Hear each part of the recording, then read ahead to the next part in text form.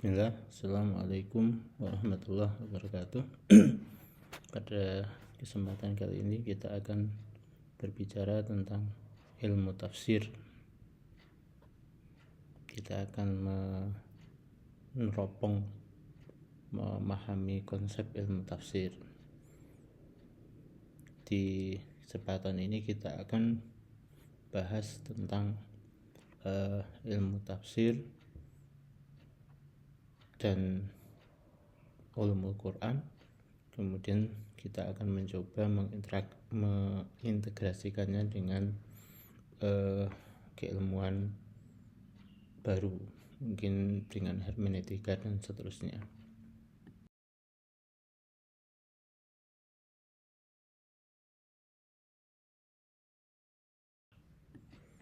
Ketika bicara ilmu tafsir, maka kita akan berhadapan dengan dua entitas, dua eksistensi gitu ya. Satu adalah Quran, dua adalah tafsir. Yang kita pahami adalah Quran itu kalam, dan ini adalah sifatnya wahyu. Jadi Quran itu kalam Allah, jadi dia adalah wahyu dari Allah Ta'ala pada Rasulullah Muhammad SAW, yang dulu sifatnya verbal atau oral. Jadi dia kalam, omongan yang dulu tidak ada teksnya, tetapi kini berubah menjadi tekstual. Maka mungkin akan jadi persoalan di beberapa hal ketika difahami bahwasanya Quran itu teks. Tetapi realnya, kenyataannya kita menghadapi Quran itu teks sekarang gitu ya, bukan dulu gitu. Dulu itu dia kalam. Kemudian kita menghadapi namanya entitas yang kedua, namanya tafsir. Tafsir itu dari kata fasara, sebagian mengatakan safara, kemudian ditambah tasdid fassara, safara, tetapi kemudian ditaklib kalau safara gitu.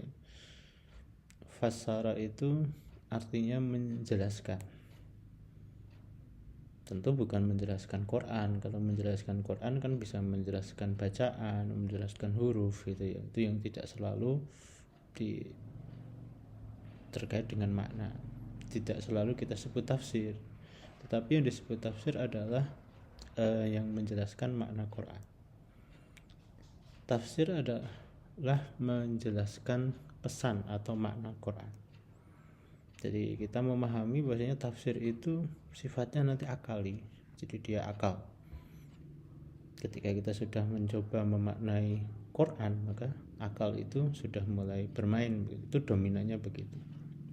Jadi dia tidak murni kalam gitu, tidak murni Quran, tidak murni wahyu gitu.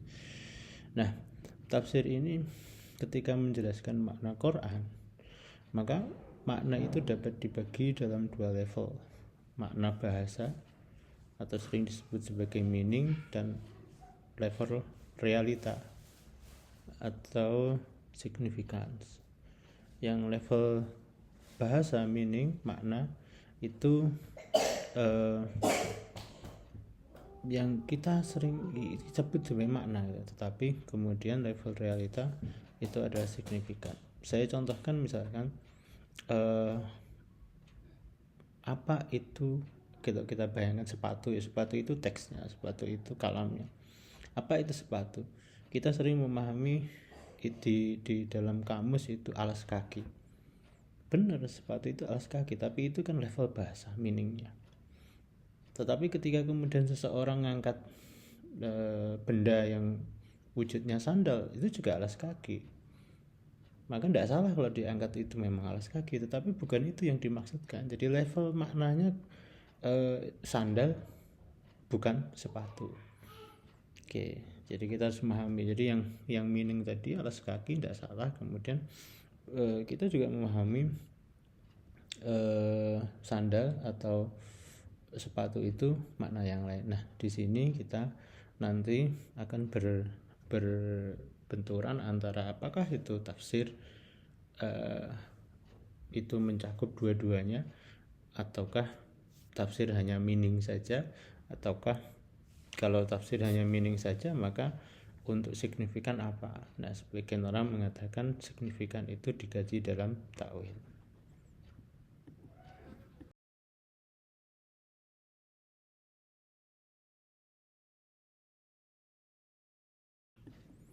Al-Quran kita mengenal dua istilah. Satu ilmu tafsir, dua ulumul Quran. Objek materialnya, jadi materi ilmu tafsir maupun ilmu Quran itu sama, Quran. Jadi Al-Quran itu adalah materi yang dikaji oleh dua ilmu ini. Ya. Tetapi kenapa dibedakan? Kenapa nggak disebut ilmu tafsir saja atau ilmu Quran saja? Apakah itu dua hal yang sama atau itu dua hal yang berbeda? Ketika kita bilang itu dua hal yang sama, maka ngapain dibuat dua istilah? Tetapi ketika kita sebut itu dua hal yang berbeda, maka yang membedakan apa? Objek formalnya apa yang membedakan itu? Nah, kalau bagi yang mereka membedakan, maka yang pertama itu membahas tentang makna Quran. Ya, membahas makna Quran. Yang kedua membahas, ya, ulumul Quran itu membahas tentang seluruh aspek Quran selain makna. Jadi kalau garis pembedanya adalah segala ilmu pengetahuan yang berpengaruh pada makna Quran itu masuk dalam kategori ilmu tafsir. Tetapi segala pengetahuan yang tidak berpengaruh pada makna tetapi itu ada dalam Quran disebut sebagai ulumul Quran. Nah, ini garis pembatas sehingga kita bisa membedakan apa itu ilmu tafsir dan apa ilmu Quran. Hubungan mereka apa?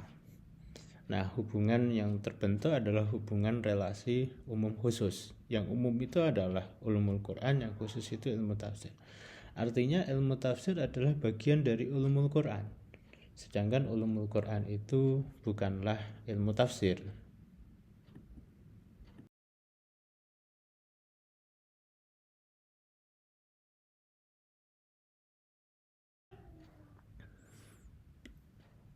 Ketika bicara tentang ilmu tafsir, maka ilmu tafsir itu adalah wadah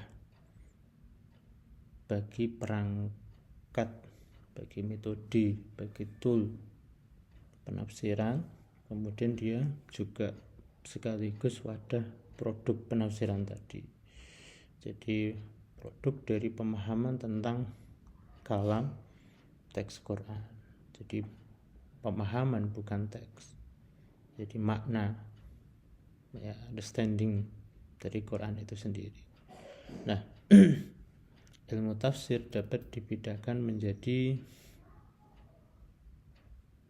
kalau kita lihat gambarnya gitu ya, kita lihat ilmu tafsir itu di situ ada 3 kotak. Yang satu usul tafsir, kemudian tafsir, kemudian qawaid tafsir. Usul tafsir itu ada sebelum tafsir. Qawaid tafsir itu ada setelah tafsir. Tafsir itu adalah produk. Nah, semuanya ini masuk kategori tafsir. Nah, usul tafsir itu adalah kerangka teoritis yang dipakai untuk bagaimana kita menafsirkan atau memvalidasi tafsir. Sedangkan qawaid tafsir itu adalah kaidah-kaidah yang diperoleh dari beragam tafsir terhadap satu ayat, kemudian para ahli tafsir sepakat di situ begitu. Kemudian menjadi kaidah bersama antar ahli tafsir. Nah, biasanya nanti kaidah ini juga jadi acuan para usul tafsir gitu ya. Jadi acuan ilmu usul tafsir. Kenapa? Karena ya tadi. Jadi kalau tafsir itu kerangka logisnya, kerangka teoritisnya, kalau qawaid tafsir itu adalah kaidah-kaidah yang kemudian itu menjadi misalkan ijma, menjadi kesepakatan di antara para ahli tafsir. Nah, ini semua masuk dalam kategori ilmu tafsir. Nah, kalau kita kerangkakan ilmu tafsir ini dalam segitiga triadik gitu ya, relasi triadik, maka di atas itu ada Allah, dia pemilik kalam, pemilik wahyu. Kemudian ada penafsir awal, Rasul, para sahabat. Ya, ini adalah penafsir awal, pemaham pertama. Kemudian ada kita, penafsir, pembaca gitu ya.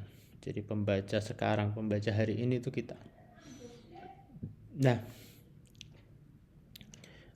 kalam ini itu adalah level teks. Nah, level teks. Yang ini ketika pemaknaannya nanti dia berkutat pada bahasa.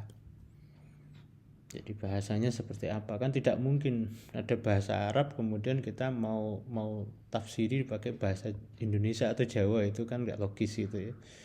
Jadi Quran ini berbahasa Arab, kemudian kita ingin memahaminya dengan bahasa Jawa, kan tidak mungkin. Ya, kaidahnya, strukturnya, grammarnya itu menjadi grammar Jawa kan juga nggak mungkin. Nah di sini nanti di level teks. Nah itu nanti produknya adalah makna. Tetapi kemudian yang dari generasi pertama dan kita itu adalah level konteks. Disitulah nanti kita bicara significance. Secara bahasa mungkin benar bagi generasi awal, tetapi apakah sekarang itu sama diakui begitu ya? Saya kasih contoh misalkan kuwah. Ya, kuwah. Wa itulah mastata'tum min quwwah. Quwwah itu kekuatan. Dulu Rasul menafsirkan al-quwwah itu adalah ramyu, memanah itu. Konteks dulu benar begitu. Tetapi apakah sekarang kita bisa memahami itu? Jadi secara makna itu, makna kok significance itu yang ada pada zaman dulu itu benar.